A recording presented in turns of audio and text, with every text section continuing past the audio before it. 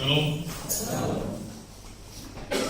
Minggu pertama pada bulan ini kita masih merasakan suasana kebangkitan Tuhan Yesus, oleh karena Alkitab berkata bahwa setelah kebangkitan Tuhan 40 hari Tuhan Yesus melakukan penampakan dan sangat relevan kalau pagi hari ini kita masih bicara tentang kebangkitan Kristus. Bapak Ibu Saudara terkasih, ketika kita bicara mengenai sebuah kemenangan, ada orang yang merasa menang, tapi ada juga yang sebetulnya faktanya dia adalah seorang yang pemenang. Orang-orang yang merasa menang mungkin merasa menang, tetapi tidak ada bukti bahwa dia telah menerima sebuah kemenangan. Ada banyak dalam pertandingan olahraga disebut sebagai juara tanpa mahkota dan sebagainya.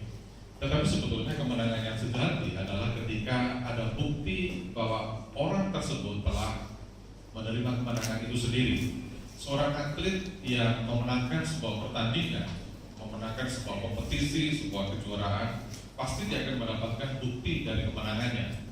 Piala dia dapat, medali dia dapat, mungkin hadiah-hadiah yang lain yang dia dapat di dalam mewujudkan bukti daripada kemenangan tersebut. Nah, ketika kita bicara mengenai kemenangan Kristus, bukti yang sangat vital di dalam kebangkitan Kristus adalah kemenangan Kristus adalah kebangkitan itu sendiri. Nah, pagi hari ini kita akan melihat beberapa hal terkait dengan bukti daripada kemenangan Kristus. Tetapi lebih dahulu kita akan membaca satu ayat yang akan kita renungkan bersama dalam 1 Korintus 15 ayat yang ke-17, Bapak Ibu ya. Satu ayat ini bisa kita renungkan bersama. Bagi Bapak Ibu yang punya Alkitab boleh buka, yang kebetulan lupa mungkin bisa membaca di depan. 1 Korintus 15 ayat yang ke-17, demikianlah firman Tuhan. Dan jika Kristus tidak dibangkitkan, maka sia-sialah kepercayaan kamu, dan kamu masih hidup dalam dosa. Fondasi dasar kekristenan yang paling vital adalah kebangkitan Kristus, kebangkitan Tuhan. Sehingga Paulus berkata bahwa apabila Yesus tidak dibangkitkan, maka semua bangunan, semua argumentasi, dogma, teologi di dalam kekristenan itu menjadi runtuh. Itu sebabnya ada banyak pandangan, ada banyak agama, ada banyak kepercayaan yang tidak menyenangi akan kekristenan, menyerang kekristenan pada intinya bicara tentang Yesus tidak bangkit. Itu sebenarnya ada banyak cerita mengenai penyaliban Tuhan. Ada yang berkata, salah satu agama berkata bahwa yang disalibkan itu adalah bukan Tuhan Yesus, tetapi Yudas Iskariot yang kemudian dirubah wajahnya oleh Tuhan sehingga dia disalibkan, dan Yesus tidak pernah disalibkan, tidak pernah mati, dan kalau tidak pernah disalibkan dia tidak pernah bangkit. Maka semua iman kepercayaan kita menjadi sia-sia. Kenapa? Karena kebangkitan Kristus itu adalah dasar fondasi yang paling fundamental di dalam kebenaran iman Kristen. Nah, hari ini saya akan mempertunjukkan kepada kita semua bahwa kebangkitan Kristus sebetulnya tidak hanya bicara mengenai fondasi dasar iman Kristen, tetapi kebangkitan Kristus juga memiliki dampak yang luar biasa bagi seluruh peradaban manusia. Kita akan melihat hal tersebut. Nah, yang pertama saya mau katakan seperti yang saya bilang tadi, bahwa kebangkitan Kristus bukan sekedar bermanfaat bagi orang-orang percaya, orang-orang yang dipilih dan sebagainya, tetapi dampak kebangkitan Kristus itu mempengaruhi peradaban manusia, mempengaruhi kehidupan manusia. Suka nggak suka, mau nggak mau, apapun agama orang itu di dalam dunia, mereka semua dipengaruhi oleh kebangkitan Tuhan. Misalkan contoh, penggunaan kalender Masehi kita, ya. Saya ada dua gambaran di sini bahwa dalam dunia ini penanggalan itu ada dua jenis. Penanggalan yang didasarkan pada peredaran bulan, ya, tahun bulan. Kemudian penanggalan yang didasarkan pada peredaran matahari, kalender matahari. Dan penanggalan yang berdasarkan penanggalan bulan itu misalkan tahun Hijriah, ya, itu kalau saudara melihat saudara kita umat Muslim kalau akan mengakhiri puasa atau mengawali puasa atau apapun selalu menunggu yang namanya hilal, karena pengkalenderannya menggunakan pengkalenderan bulan, peredaran bulan. Detailnya saya kurang paham. Pengkalenderan Jepang itu juga menggunakan pengkalenderan berdasarkan peredaran bulan. Saya nggak tahu pengkalenderan atau penanggalan orang Jawa itu pakai bulan atau matahari, saya tidak terlalu meneliti itu. Tapi orang Jawa juga punya kalender, ya kan? Ada motor-motornya, ada Kliwon, Wage, Pol dan sebagainya. Sehingga ada beberapa orang yang kemudian menggabungkan kalau misalkan orang itu lahir Kamis, pas kebetulan kalender Jawa Pon, maka Kamis Pon begitu. Atau Jumat lagi, yaitu Jumat lagi biasanya orang Jawa Timur percaya waktunya Wewi Gombel, Genderuwo dan sebagainya keluar kalau Jumat lagi. Kenapa? Nggak tahu juga gitu, kok nggak Jumat Pon begitu. Nah mungkin Bapak Ibu di sini semua paham, mungkin yang Bapak-bapak sepuh-sepuh tahu ya. Saya dulu katanya orang tua saya lahirnya pas hari Selasa Legi, ya Selasa Legi. Karena Legi orangnya jadi magis gitu, ya. Senyum tuh enak gitu, katanya begitu. Nah itu pengkalenderan. Nah, kemudian ada pengkalenderan yang menggabungkan antara matahari dan bulan. Itu kalendernya orang Cina. Ya, ada kalau pengkalenderan atau penanggalan orang Cina ada siu-siu, ya siu macan, siu buaya. Ada ya? Ada ya, siu tikus gitu ya. Ada banyak orang berkata setiap pria itu punya 2 siu gitu loh. Kalau siu ayam, gandengannya pasti siu buaya. Siu tikus juga siu buaya, karena memang para pria katanya termasuk kelompok buaya darat gitu loh ya. Saya nggak tahu juga, kalau saya sih kalau dia udah jinak kakal mungkin ya akhirnya kayak gitu gitu ya. Itu pengkalenderan yang ada di dalam dunia. Nah, pengkalenderan yang kita gunakan tahun Masehi itu adalah pengkalenderan atau penanggalan yang didasarkan pada peredaran matahari. Dan sebetulnya saya nggak tahu juga, saya bukan ahli astronomi ya.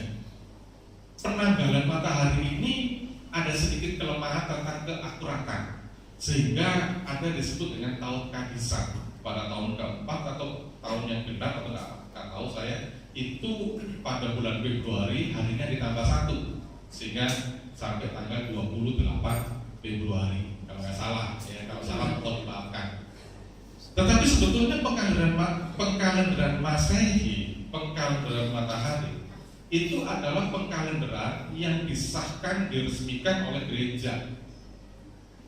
Sehingga seringkali kalender Masehi itu disebut juga kalender yang diciptakan oleh Paus Gregorius kalau nggak salah. Ya. Kemudian disempurnakan di konsili Nicea, konsili yang lain dan sebagainya, sehingga muncullah kalender Masehi. Intinya kalender Masehi ini adalah kalender yang memang merupakan hasil hasil daripada pemikiran-pemikiran bapak-bapak gereja. Itu sebabnya kalender itu disebut dengan kalender Masehi, tahun Masehi. Dan sekarang perhatikan baik-baik. Kalender Masehi, yang mana kalender itu adalah diasumsikan, diawali kalender itu tahun pertama itu dimulainya dari kelahiran Tuhan Yesus. Sehingga seringkali kita melihat bahwa misalkan Borobudur diciptakan tahun berapa? Tahun sekian sebelum Masehi, before Christ. Yang sebelum Masehi, sorry ya, kalau Borobudur itu bukan sebelum Masehi, sesudah Masehi. Kalau yang sebelum Masehi seringkali disebut dengan Anno Domini, sebelum kelahiran Tuhan dan sesudah kelahiran Tuhan. Jadi kalender Masehi betul-betul pengkalenderan yang titik tolaknya itu dari kelahiran Tuhan Yesus. Nah, saya mau sampaikan ini sekarang. Di seluruh dunia, pada umumnya manusia menggunakan pengkalenderan Masehi. Tahunnya Tuhan Yesus. Suka nggak suka, apapun apapun agama manusia di dalam dunia ini, apakah beragama Zoroaster, agama Hindu, agama Buddha, agama apapun, Sia, Sunni dan sebagainya, ketika ngomong tentang tahun, mereka akan bicara bahwa hari ini adalah tahun 2014. Tahun apa? Tahun Masehi. Dampak daripada kebangkitan Tuhan, suka gak suka, mempengaruhi peradaban dunia. Saudara gak bisa satu kali ngurus KTP ditanya, kapan lahirmu kamu? Saya lahirnya bakal mulut, ya, kemis, agamanya ya, kliwon dan sebagainya. Itu Pak Lurah pasti garang-garang kepala, bingung. Bakal mulut itu kapan? Suruh sabar kapan gitu loh ya. Kemis segi, aduh malah bingung juga gitu. Paling gampang kan kita semua bilang, kapan Anda lahir? Tanggal 14 Juni tahun 2010, selesai. Ketika kita terbawa oleh pengkalenderan Masehi, sebetulnya itu adalah dampak pengaruh yang luar biasa dari kebangkitan Tuhan. Suka gak suka? Mau gak mau? Kita ditanya sekarang, kapan Indonesia merdeka? Semua kan gampang menjawab. 17 Agustus tahun 1945. Itu bulan Sapar apa pada mulut? Bingung kan? Tahu kan? Itu lebih pon kliwon gak jelas. Ketika kita ngomong tahun Masehi, semua paham. Itu dampak dari kebangkitan Tuhan. Yang kedua, kenapa seluruh dunia hari Minggu libur? Walaupun ada beberapa sekolah sekarang yang hari Minggu buka, yang tidak mau mengikuti pengkalenderan Masehi, mencoba untuk punya gaya sendiri. Tapi pada umumnya seluruh dunia secara universal, secara global, yang namanya hari Minggu pasti libur weekend. Kenapa dikaitkan dengan kebangkitan Kristus? Mungkin ada beberapa anak muda yang bisa tolong saya buka Yohanes 20 ayat 1 ya, supaya tahu ya. Komen mungkin tolong saya dibacakan. Kalau bisa ketemu komen Yohanes 20 ayat 1. Kalau nggak ketemu nanti tingkatnya saya turunkan lagi. Lagi berdiri komen. Yohanes 20 ayat 1. Pada hari pertama minggu itu, pagi-pagi benar ketiga hari masih gelap, pergilah Maria Magdalena ke kubur itu, dan ia melihat bahwa batu telah diambil dari kubur. Ya, saudara perhatikan Yohanes 20 ayat 1. Pada pagi-pagi benar pada hari Minggu itu Yesus lahir. Saya mau tanya, kita ini kan sebetulnya mengikuti tradisi pada perjanjian lama sampai perjanjian baru. Saudara lihat dalam perjanjian lama, orang-orang umat pilihan disuruh oleh Tuhan ibadah hari apa? Sabat. Ya kan?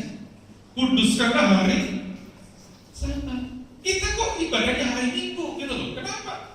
Karena hari Minggu itu adalah hari perayaan kebangkitan Tuhan. Amin. Setiap hari Minggu itu kita merayakan perayaan sukacita Tuhan sudah bangkit. Jadi saya mau katakan, kalau hari Minggu ada yang datang ke gereja dengan muka yang cemberut, hati yang gundah gulana, dengan penampilan yang apa adanya, engkau gak pantas untuk merayakan kebangkitan Tuhan gitu. Karena hari Minggu itu hari perayaan Tuhan, kebangkitan Tuhan. Dan seluruh dunia, suka gak suka, mau gak mau, ikut bersama-sama merayakan itu. Sehingga mereka gak bekerja, libur. Orang Inggris kalau ngomong libur lebih enak, holiday, hari yang kudus. Kenapa? Karena itu kebangkitan. Ini pengaruh daripada kebangkitan Tuhan. Ya. Jadi kebangkitan Tuhan, banyak orang mengatakan, benar nggak dia bangkit? Betul nggak dia telah mati dan pada hari ketiga bangkit? Apologetnya mungkin bagi yang suka teologi yang putar-putar belit-belit karuan. Tetapi dunia paham benar. Bukti kebangkitan Tuhan gak perlu apologet tinggi-tinggi. Kenapa hari Minggu orang harus libur? Hari Minggu harus ibadah. Karena hari Minggu adalah hari untuk merayakan kebangkitan Tuhan. Saudara pernah merayakan 17 Agustus kan? Ya kan? Ketika kita merayakan 17 Agustus apa? Suka-suka kok.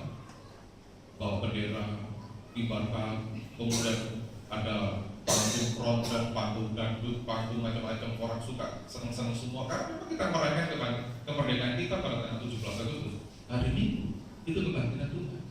Kita harus merayakan juga gitu. Sukacita karena Tuhan telah menang.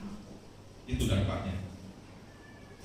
Yang kedua, ya, bukti yang kedua tentang kebangkitan Tuhan, adanya gereja.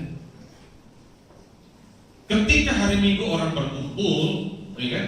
Ketika hari Minggu orang kemudian menyembah kepada Tuhan dan sebagainya, lama-lama institusi ini, lembaga ini dipermanenkan menjadi yang namanya gereja. Di Perjanjian Lama ada nggak gereja? Nggak ada. Mungkin yang belajar Inggris dulu ada Pak, batalan dan sebagainya. Iya. Tapi bukankah itu adalah batalan Yahudi, itu adalah sejarah Yahudi dan sebagainya. Tapi yang namanya gereja itu lahir pada hari Pentakosta. Pancuran Roh Kudus itu adalah gereja. Dan itu adalah merupakan peristiwa yang dikaitkan dengan kebangkitan Tuhan. Tanpa ada kebangkitan Tuhan nggak ada gereja. Jadi gereja itu merupakan salah satu bukti kebangkitan Tuhan Yesus. Jadi kalau banyak orang meragukan mana bukti kebangkitan Tuhan Yesus, jalan ke jalan saja, kok tak lihat ada gereja nggak? Ada, itulah karena bukti daripada kebangkitan Tuhan Yesus. Monumen-monumen yang didirikan oleh banyak manusia tentang kebangkitan Tuhan, gereja itu, bangunan gereja itu sendiri. Yang ketiga, bukti yang ketiga, adanya Alkitab, khususnya Perjanjian Baru. Ya, tanpa kebangkitan Tuhan, tanpa kematian Tuhan, tanpa kehadiran Tuhan, Perjanjian Baru tidak akan pernah ditulis. Lah kalau nggak ada Yesus, Perjanjian Baru mau nulis apa? Mahabharata udah ada, ya kan? Mau cerita tentang kisahnya Anoman, udah ada. Kebangkitan Tuhan dibuktikan pada poin yang ketiga, adanya Alkitab, Perjanjian Baru, di mana semua berita tentang Alkitab itu ya menceritakan tentang Tuhan. Dan hari ini saya mengatakan, tadi saya bilang dampaknya bagi peradaban dunia. Buku yang namanya Alkitab, saudara, itu dampaknya luar biasa. Mungkin kecil-kecil ya, tetapi saya bacakan tulisannya. Saudara, berdasarkan perhitungan publikasi dari Street Journal Report, dari sekitar 6.600 bahasa di dunia, terdapat 2.527 bahasa yang telah memiliki terjemahan Alkitab, sementara 2.000 bahasa lainnya sedang dalam proses penerjemahan Alkitab. Satu-satunya buku yang diterjemahkan dalam ribuan bahasa itu Alkitab. Bukan komiknya Marvel, Iron Man, Spider-Man, bukan itu. Buku yang diterjemahkan dalam ribuan bahasa itu adalah Alkitab. Ini bukan data yang bohongan, itu yang dikeluarkan oleh Street Journal Report. Yang pertama. Yang kedua dikatakan begini, Alkitab diperkirakan terjual sekitar 25 juta eksemplar setiap tahun. Setiap tahun Alkitab terjual 25 juta eksemplar. Belum termasuk yang dicetak dan dibagikan secara gratis oleh Gideon Internasional. Dan data itu kemudian mengatakan begini, Alkitab memiliki pengaruh yang sangat besar di dalam sejarah literatur dan sejarah dunia. Ini bukan kata orang Kristen. Dunia berkata Alkitab adalah merupakan buku yang paling berpengaruh dalam sejarah literatur dan sejarah dunia. Kalau saudara melihat banyak motivator, banyak motivasi, ya banyak orang-orang yang sering ngomong di depan, kerap kali mereka itu kan secara sadar atau tidak mengutip bagian-bagian ayat-ayat Alkitab. Anda bisa melihat Mario Teguh lah, Andri Wongso lah, Tung Dem Sengwaringin, itu para motivator Indonesia nomor paling. Kadang-kadang mereka di dalam ucapan-ucapan secara sadar atau enggak mengutip bagian-bagian ayat-ayat Alkitab. Itu pengaruh luar biasa dari yang namanya Alkitab.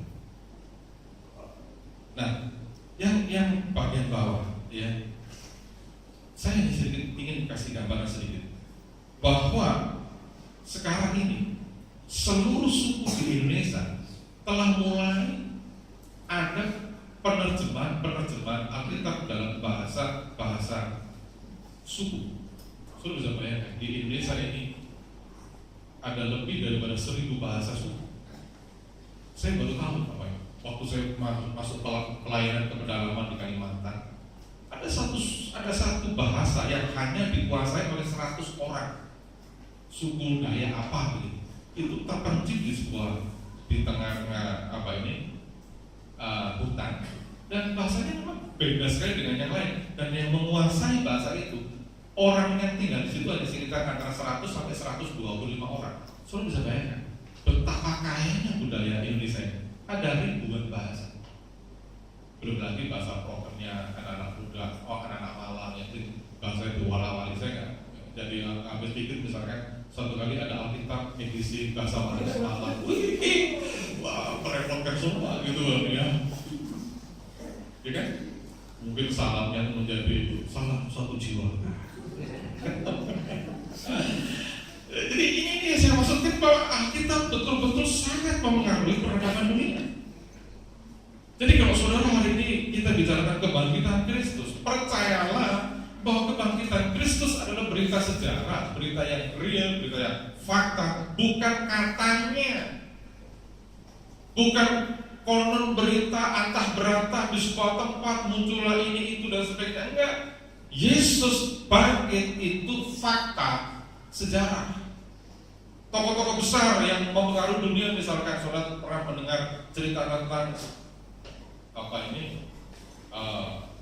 Anoman lah, cerita tentang Subokong lah, cerita tentang Raja Kerala dan sebagainya. Coba tanya, lahirnya di mana? Bapak siapa? Tidak jelas. Itu mitos. Tapi kalau Yesus itu real, sehingga berdampak bagi kehidupan peradaban manusia. Apakah hanya berdampak bagi kehidupan manusia? Tentunya enggak. Kita akan melihat pada dampaknya bagi kehidupan manusia secara pribadi. Kebangkitan Kristus tidak hanya berdampak untuk peradaban manusia, tapi kebangkitan Kristus juga berdampak bagi kehidupan kita secara pribadi. Saya kasih contoh beberapa orang yang hidupnya berubah ketika bertemu dalam kebangkitan Tuhan. Yang pertama, ada kehidupan yang kecewa menjadi kehidupan yang bergelora. Saya akan bacakan Lukas 24 ayat 15-17. Saya sambung ayat 31-32 supaya tidak banyak ayat yang kita baca, tidak untuk mempersingkat waktu ya. Lukas 24 ayat 15. Ketika mereka sedang bercakap-cakap dan bertukar pikiran, datanglah Yesus sendiri mendekati mereka, lalu berjalan bersama-sama dengan mereka. Tetapi ada sesuatu yang menghalangi mata mereka sehingga mereka tidak dapat mengenal Dia. Yesus berkata kepada mereka, "Apakah yang kamu percakapkan sementara kamu berjalan?" Maka berhentilah mereka dengan muka muram. Lompat ayat 31. Ketika itu terbukalah mata mereka dan mereka pun mengenal Dia. Tetapi yang lenyap dari tengah-tengah mereka. Kata mereka seorang kepada yang lain, "Bukankah hati kita berkobar-kobar ketika Ia berbicara dengan kita di tengah jalan dan ketika Ia menerangkan kitab suci kepada kita?" Ini cerita tentang perjalanan Kleopas ke Emmaus. Ini dua pemuda yang mengalami kekecewaan, frustrasi, hatinya galau dan lain sebagainya lah ya. Kenapa?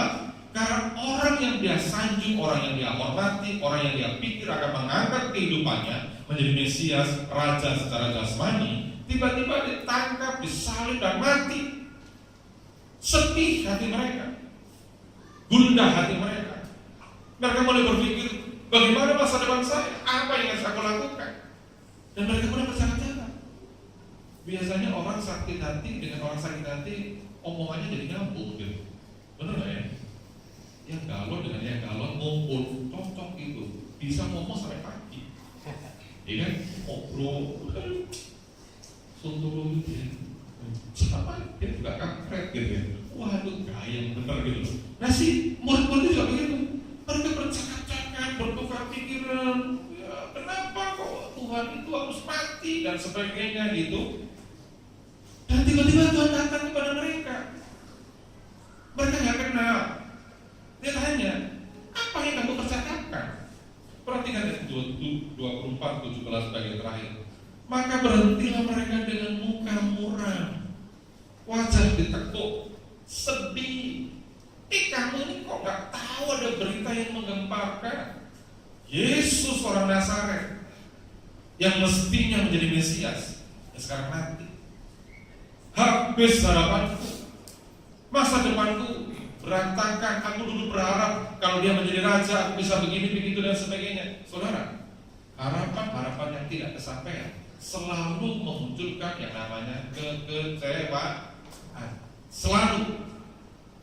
Anda berharap ada orang yang mencintai Anda, ternyata orang yang mencintai Anda gak mencintai Anda. Bertepuk sebelah tangan, pasti kecewa. Gak ada orang bertepuk sebelah tangan terus suka kita puji Tuhan, kita pun ditolak. Haleluya. Dodo orang itu pasti. Ya kan? Selalu sedih. Ada di sini yang baru ditolak cinta terus sukacita, senyum-senyum, oh puji Tuhan, aku dapat berkah. Kenapa? Aku nembak cewek, ditolak, aku gak apa-apa, aku gitu kan. Bawa psikiater, pasti kosret kepalanya. Ya, selalu sedih. Harapan itu selalu sedih. Tapi yang ini ada berita bahagia. Buat yang lagi hatinya galau, yang mukanya muram, wajahnya ditekuk, ya hidungnya mungkin lagi kepencet begitu. Dengar baik-baik. Tuhan paham betul dengan orang-orang yang mukanya muram kayak begitu. Ini ada jawabannya kanan kiri mukanya muram gitu kan ya. Wadah kayak begini. Nah dalam kondisi kayak begitu, mereka kemudian bicara dengan Tuhan, ngobrol dengan Tuhan. Dan coba lihat, perhatikan baik-baik Bapak Ibu, ayat 32. Kata mereka seorang kepada yang lain, bukankah hati kita berkobar-kobar, menyala ketika ia berbicara dengan kita di tengah jalan, dan ketika ia menerangkan kitab suci kepada kita. Saudara semua katakan, kehidupannya kecewa, kehidupannya galau, kehidupannya bermuka muram, kehidupannya sedih, kehidupannya bagaimanapun juga. Ketika aku bertemu dengan Yesus secara pribadi, pertemuan itu akan membuat hatimu berkobar-kobar. Dan kamu bisa mengatakan, apapun yang terjadi, aku akan melayani Tuhan. Perubahan itu. Jadi kalau saudara ingin merasakan, benar nggak ya Tuhan telah ketemu dengan saya secara pribadi apa enggak? Bukan orang lain ukurannya, diri kita sendiri. Ketika kita memuji Tuhan, hati kita berkobar-kobar enggak? Atau biasa-biasa saja? Allah, tujuan ini minggu yang lalu udah menyanyikan gitu loh. Itu artinya kita belum pernah bertemu dengan Tuhan secara pribadi. Ketika kita bertemu dengan secara pribadi, bercakap-cakap dengan Tuhan, berkomunikasi dengan Tuhan, berdialog dengan Tuhan, tidak ada kekecewaan apapun yang bisa menutupi sukacita yang ada dalam hati kita. Amin. Kalau pas kemudian dikatakan, bukankah hati kita berkobar-kobar? Amin. Nah, bagi Bapak Ibu, saudara sekalian yang hatinya sedih di sini, kenapa ya? Kok pasanganku banyak datang dan sebagainya? Cobalah bercakap-cakap dengan Tuhan. Ketika ketemu dengan Tuhan, bercakap-cakap dengan Tuhan, aku akan dirubah. Kehidupan yang kecewa itu menjadi kehidupan yang bergelora, yang penuh sukacita, penuh dengan antusias. Yang kedua, kehidupan yang biasa-biasa menjadi kehidupan yang luar biasa. Saya akan bacakan Yohanes 21 ayat 3 sampai yang 5, lompat ayat 13 sampai yang 15. Saya akan bacakan. Demikianlah firman Tuhan. Kata Simon Petrus kepada mereka, aku pergi menangkap ikan. Kata mereka kepadanya, kami pergi juga dengan engkau. Mereka berangkat lalu naik perahu. Perhatikan ini. Tetapi malam itu mereka tidak menangkap apa-apa. Ketika hari mulai siang, Yesus berdiri di pantai. Akan tetapi murid-murid itu tidak tahu bahwa itu adalah Yesus. Kata Yesus kepada mereka, hai anak-anak, adakah kamu mempunyai lauk? Jawab mereka, tidak ada. Sebelum saya lompat, perhatikan baik-baik kutipannya ini. Ini menceritakan orang-orang yang cinta Tuhan, Petrus dengan murid-muridnya. Tapi apa yang Anda tangkap dalam teks itu kehidupannya gagal, kehidupan yang mengalami kehidupan yang biasa banyak orang alami, tidak punya dan sebagainya, gitu loh. Perhatikan baik-baik ayat ini. Ketika mereka itu pergi menangkap ikan, mereka juga pergi, mereka berangkat lalu naik perahu. Perhatikan nanti. Tetapi malam itu mereka tidak menangkap apa-apa. Petrus itu pakarnya para nelayan, dia hidup hidupnya di Danau Galilea, tiap hari kumpul dengan para mereka. Tapi kita melihat di sini, ini kehidupan yang penuh dengan biasa, gagal dan sebagainya. Bahkan pada ayat yang kelima dikatakan, kata Yesus kepada mereka, "Hai anak-anak, adakah kamu mempunyai lauk pauk?" Lauk pauk itu urusan yang paling sederhana dalam hidup, ya kan? Tuhan nggak tanya, adakah kamu punya gadget yang terbaru? Enggak. Adakah kamu punya iPhone, ya iPhone 5? Enggak. Adakah kamu punya BlackBerry yang terbaru? Enggak. Sederhana. Adakah kamu punya lauk pauk? Sesuatu yang sebetulnya tiap orang punya. Saya yakin Bapak Ibu di rumah kalau ditanya ada lauk pauk enggak? Ada Pak, sederhana tempe, tapi punya. Oh ada Pak, sederhana kerupuk, tapi punya gitu. Ini enggak. Adakah kamu punya lauk pauk? Jawab mereka, tidak ada. Bukankah banyak orang mengalami kehidupan yang seperti ini? Yang biasa mengalami yang namanya kegagalan, yang biasa menerima apa yang namanya keterpurukan, yang biasa menerima keadaan-keadaan yang ya seperti itu. Dan karena seringnya gagal, tidak pernah berpikir bagaimana mengatasi kegagalan. Bapak Ibu saudara kasih. Ketika orang sudah terbiasa dengan kemiskinan, orang tidak akan pernah punya cita-cita menjadi kaya. Karena udah biasa gitu. Kalau saudara terbiasa dalam hidup susah, untuk berpikir lebih maju, saudara nggak berani. Karena kita terikat oleh kebiasaan itu. Coba, saya pernah cerita, ada sebuah riset tentang sebuah kebiasaan. Saya sedikit ulang sebentar. Ada sebuah akuarium di situ, ya. Kemudian dikasih ikan-ikan yang sabar-sabar, ya, ikan yang bukan pemangsa, bukan predator, yang mungkin ikan mas, ikan yang sabar-sabar. Kemudian di sampingnya dikasih ikan predator, jenis-jenis ikan yang suka memangsa, ya, mungkin ya kohan, mungkin ya arwana yang suka memangsa itu, atau piranha di situ. Cuma di sana dikasih kacang. Nah, ketika semua dijadikan satu, ikan predator itu melihat di depan ada banyak ikan yang lemah lembut, begitu kan? Si pemangsa ini berusaha untuk makan, tapi selalu gagal. Kenapa? Karena di tengah ada kacang, tetak, begitu. Sehari, 2 hari, 3 hari dan sebagainya, sampai sekian lama, para predator itu berpikir, aku nggak mungkin bisa makan ikan yang di sebelah sana, walaupun dia lemah lembut dan sebagainya, aku nggak bisa karena ada penghalang. Dalam batas tertentu kemudian penghalang itu diambil. Ketika penghalang itu diambil, tiba-tiba predator dengan ikan yang lemah lembut itu bisa bergaul bersama-sama tanpa ada upaya predator itu untuk makan ikan yang lembut. Contoh yang kedua misalkan, pernah nggak ke Taman Safari? Ada acara yang agak ngeri-ngeri di mana gitu di Taman Safari.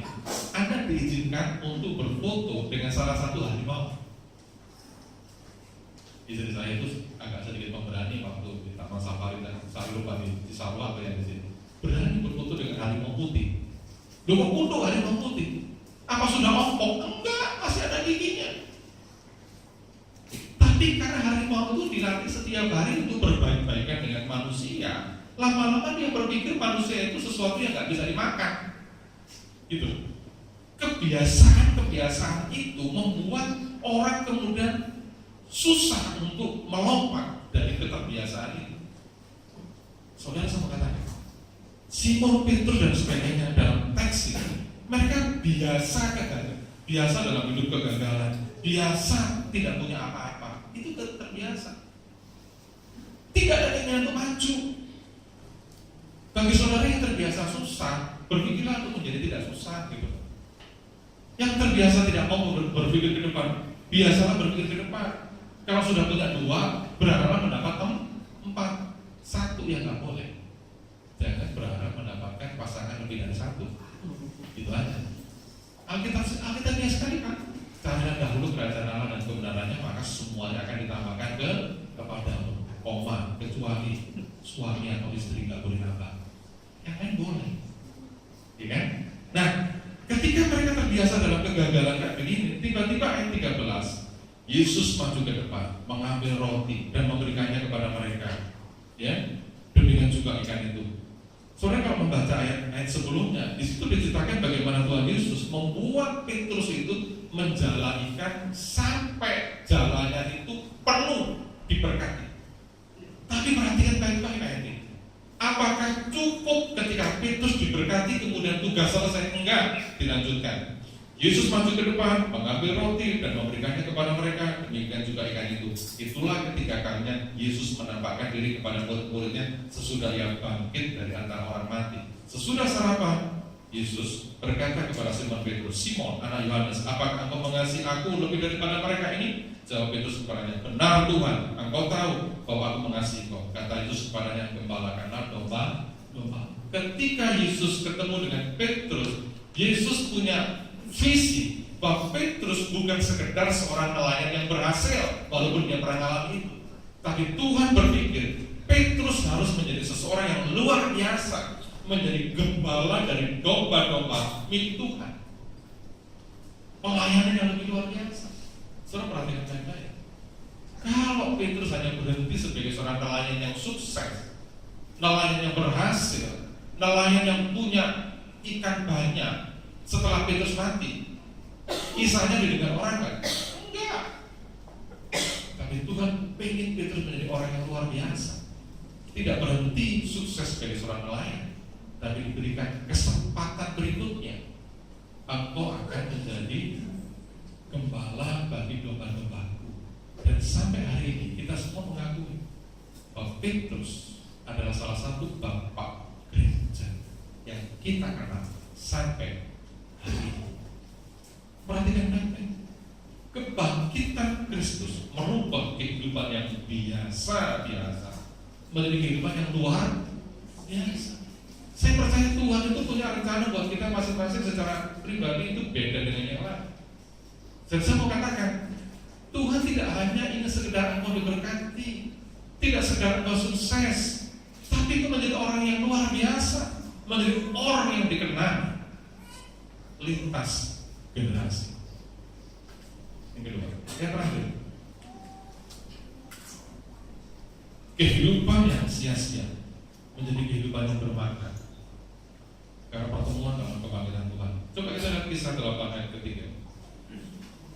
Tetapi Saulus berusaha membinasakan jemaat itu, dan ia memasuki rumah demi rumah dan menyeret laki-laki dan perempuan keluar dan menyerahkan mereka untuk dimasukkan ke dalam penjara. Ini kehidupan Saulus.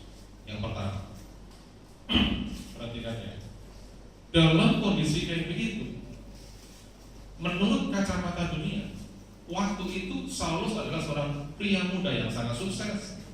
Dalam usia 30 tahun, dia menjadi anggota Sanhedrin, anggota Mahkamah Agama. Dia punya SK untuk memenjarakan orang-orang Kristen. Dia punya SK untuk membakar tempat-tempat ibadah orang Kristen.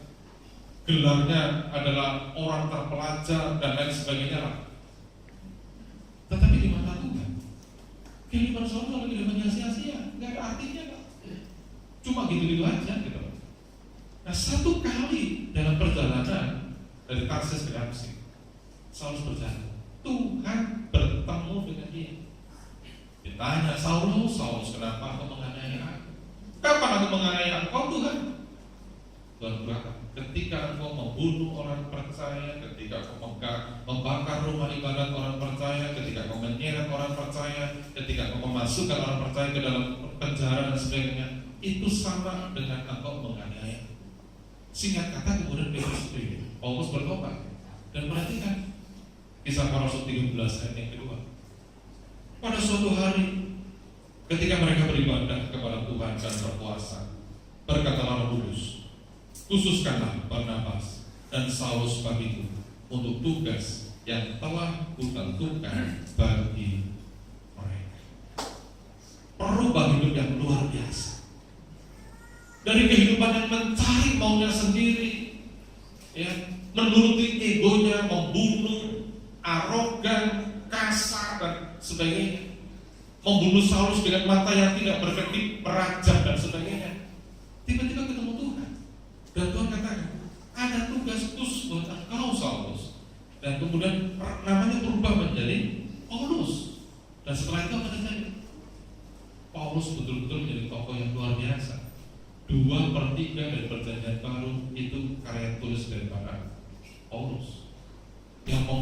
Injil masuk ke daratan Eropa, itu adalah Paulus menjadi rasul yang luar biasa, kehidupan yang sungguh bermakna secara materi.